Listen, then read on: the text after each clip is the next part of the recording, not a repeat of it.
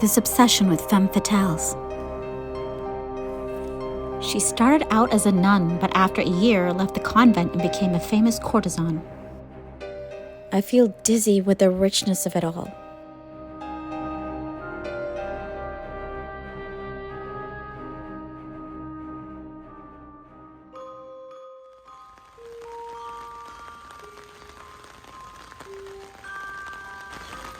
I walk unhurried down city streets, lingering in the rain, and it is the way I've always dreamt it would be. Leisure. That is the mark of the truly wealthy. I am not rich in coin, but at this moment I have the luxury of time. No appointments, no schedules, no hurrying to squeeze everything in. No deadlines as of yet. I feel so rich. I wandered over to Place de Vosges, at last, after reading about it in several books. Lovely, small, with fountains on all four corners. Place de Vosges is in the Marais and used to be called Place Royale, commissioned by Henry IV, who didn't live long enough to see its completion. Place de Vosges became the luxurious setting for weddings, tournaments, balls, duels, and salons of the 17th century. The elegant houses surrounding the square hosted gatherings of intellectuals of that time.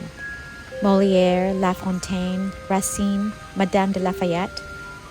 One of the more exciting residents on the periphery of Place de Vosges is Ninon de l'Enclos, who started out as a nun at a convent, but after a year did a complete 180 and instead became a famous courtesan. She entertained not only many lovers, but also hosted a legendary literary salon at the edge of Place de Vosges. She was briefly imprisoned for being an outspoken woman of independent means and loose morals, to which she had to say, "Feminine virtue is nothing but a convenient masculine invention." When she died, she left a monetary bequest for Voltaire, yes, that Voltaire, so that he could purchase books.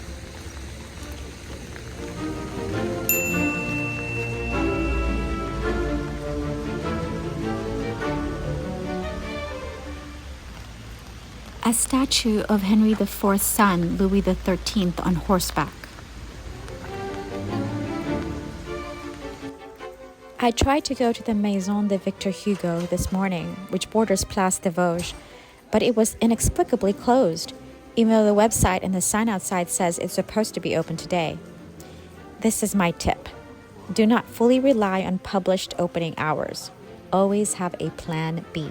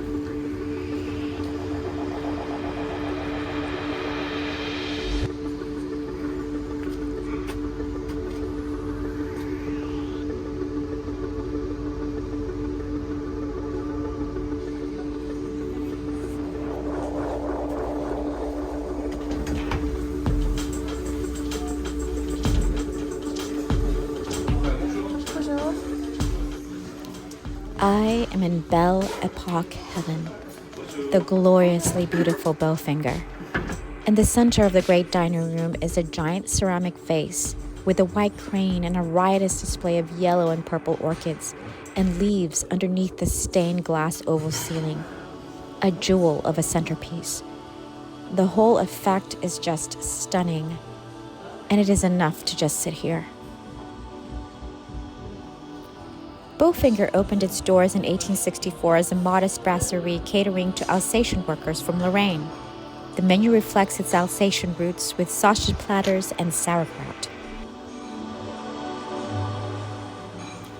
If you're on a budget, I suggest ordering the menu déjeuner, the lunch menu of the day, which usually consists of an appetizer, the main course, and dessert, or the main course and dessert. The menu of the day is usually the least expensive option as opposed to ordering a la carte. Also, if given a choice, always order the cuisine option that best reflects that restaurant's specialty. My first cocktail in Paris, Saint-Germain Spritz. It has gone to my head, but really Paris has gone to my head. I feel dizzy with the richness of it all. How lucky I feel. I ordered from the menu of the day, which starts off with pea soup, which sounded good, something hot in this chilly, rainy day. But it is cold. It's from their summer menu. It would be refreshing if it were hot like a few days ago. But despite being cold, the soup is delicious. A dollop of chèvre cream on top, and I polish it off in no time.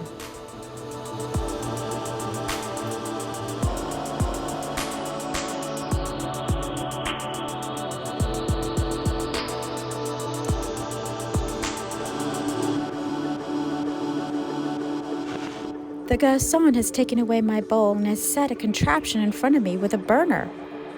Oh my, a show. He has lit the burner and it is warming me. But now I'm worried.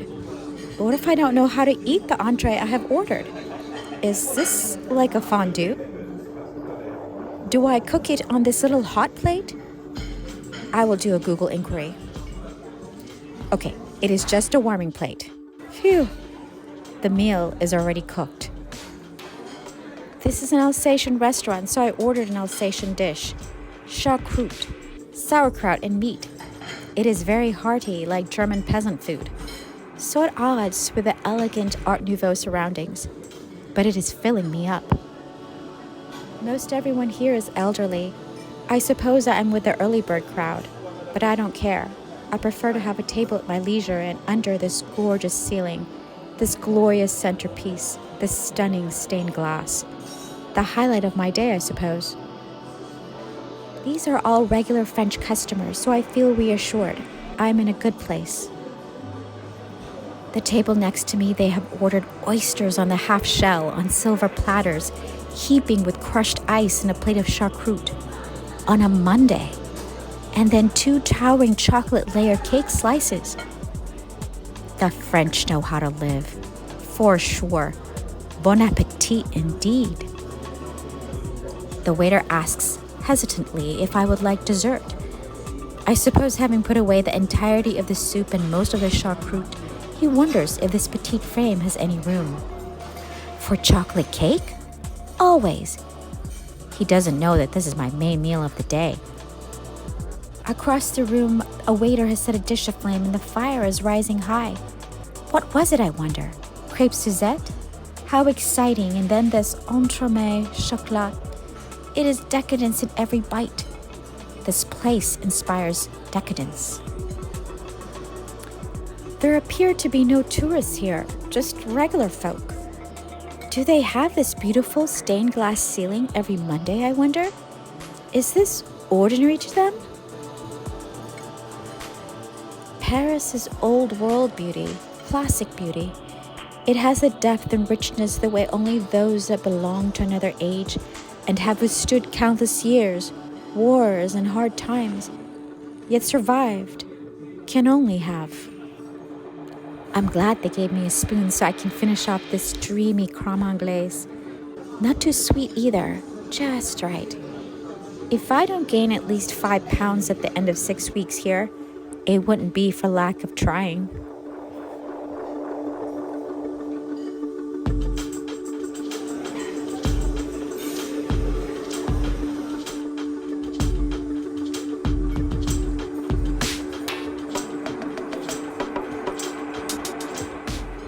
There is a grand staircase in the middle of the restaurant, and I imagine Eliza Doolittle descending down it in all her finery.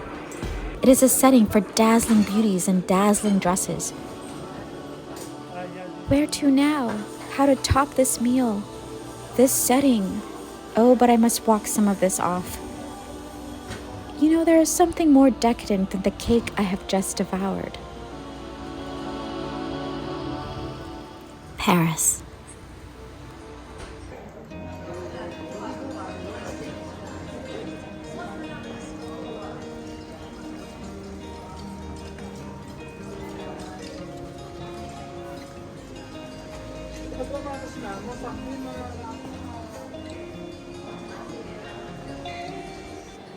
Afterwards, I walked to Librairie du Passage, with reams and reams of old leather-covered books lining the walls under a covered passageway of shops.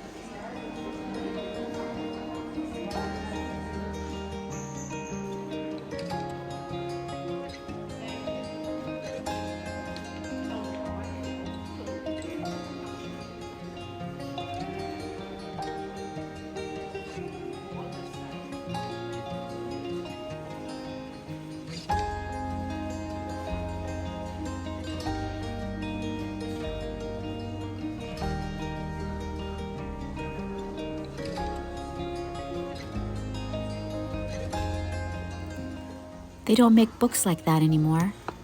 The pages are thick, browned but with Florentine marbled end papers, gilt edges.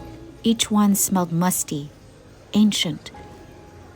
Ah, the smell of old books.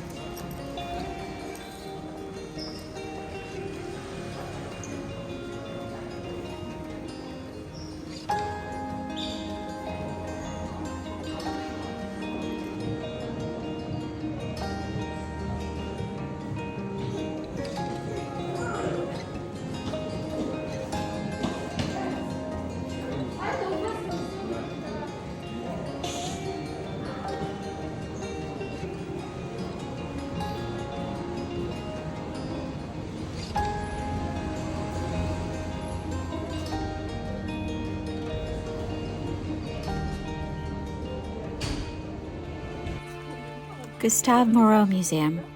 Finally, I have made it here. Oddly, the only museum I really wanted to visit. His paintings and illustrations have an almost mystical aspect to them, dreamlike and incorporating mythical figures. He is a major part of the symbolist movement.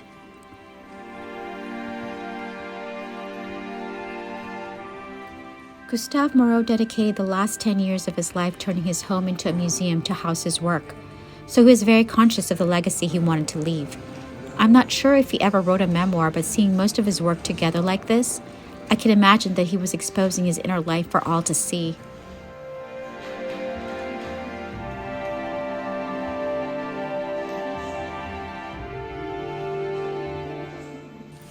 All the faces are of a type, aquiline noses and noble profiles. The colors are rich, dark, vivid as his imagination. His pencil studies look even more sensual, with depth and detail. So much detail.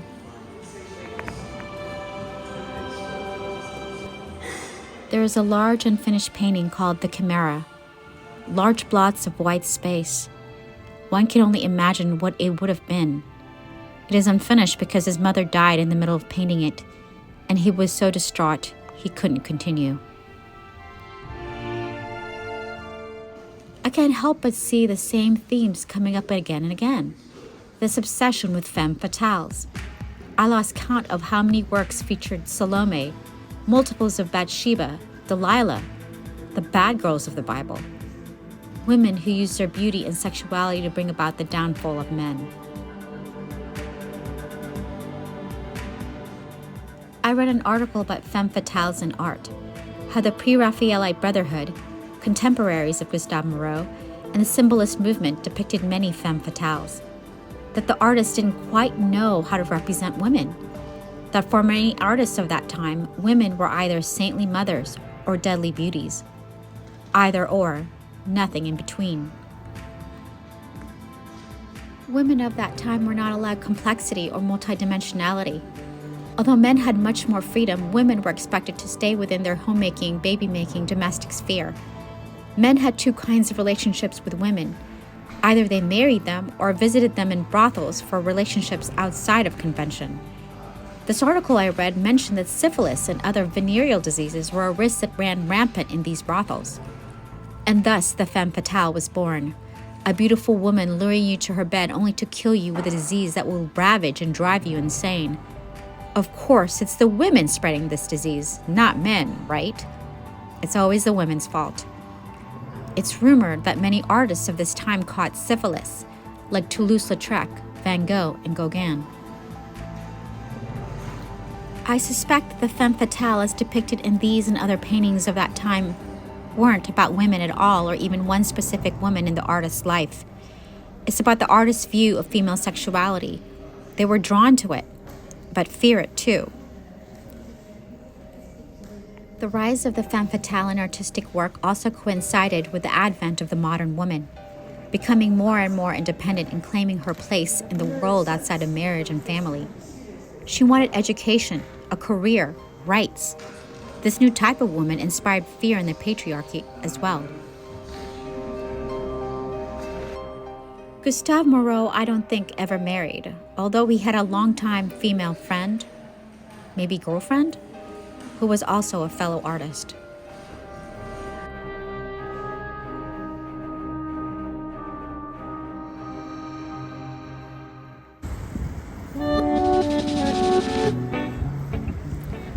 On the way home, I couldn't resist stopping by at the chocolate shop I passed by earlier, Mere de Famille, established in 1700s and the oldest candy shop in Paris.